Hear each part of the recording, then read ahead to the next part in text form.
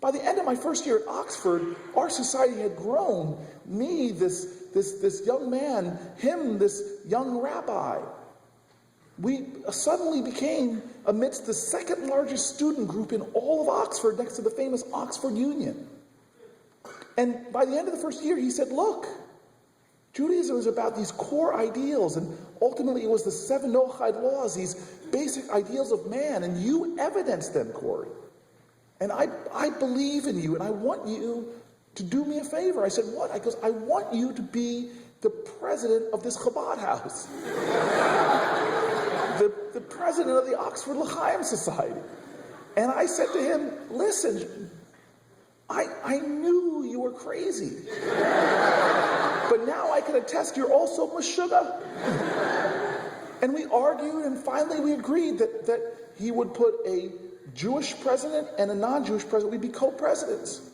And before you knew it, I still to this day challenge people to prove me wrong. I think in the history of humanity, I am the first large black goy head of a Chabad house ever. And the only one. Now the beauty of this relationship is that it began a change in my life that was beautiful.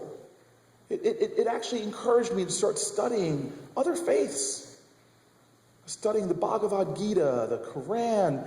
And when I got back to Yale, having left this rabbi, who then was really not known, but soon would become one of the more famous rabbis in America, because if you want to be famous in America, write books about sex.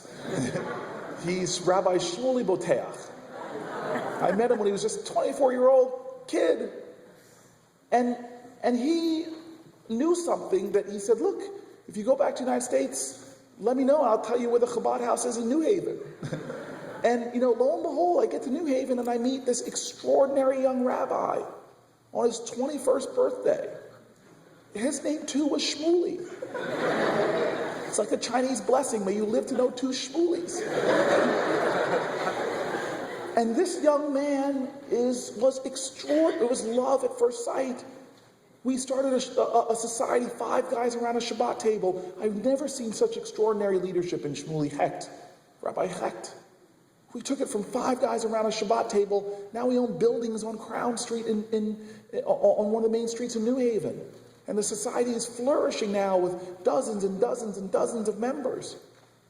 When I got to Newark as a young organizer, this Chabad rabbi handed me off to another Chabad rabbi. And I began to go, what is it about Chabad? Once you're in, they will never let you go. And so tonight I stand here letting you know, before I get into the Devar Torah, that the challenge that we have in life, in my opinion, is not to preach the truth, not to study our books, that's important, but to make our lives consistent with our beliefs. We preach pluralism and diversity, but how often do we engage our brother or our sister like Abraham did, who's different? We live in a nation that boasts of its diversity, but how often do we spend truly learning about the cultures that surround us in such a wonderful city as the one we're in right now? The challenge of Judaism is to back up your faith with action. And so that's really where I want to start.